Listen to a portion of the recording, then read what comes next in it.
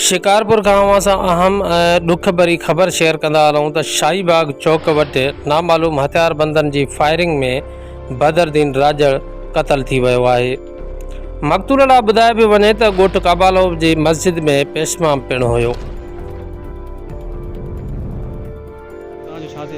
बदर राजड़ असांजो माइट आहे, जीअं त उनखे मारियो अथऊं। अॻे में जेको आहे त उडन ऐं खरोसनि जो जहिड़ो हलंदड़ आहे, उन में जेको आहे त उडन जी क्लेम हुयो हिननि जे मथां त जेको आहे असांजे छोकिरे खे जेको माण्हू मरी वियो आहे, उन में हिन जो नंबर ट्रेस थियो आहे।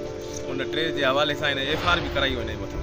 हे जेल में बि हुयो, उन खां पोइ हे ज़ामिन कराए पंहिंजो निकिरी आयो आहे। असां राजड़नि जी दुश्मनी कंहिं कख सां बि न आहे, किथे बि दुश्मनी कान्हे का, सवाइ हिन मामले खां कोई मामिलो न हिन सां ई हुयो।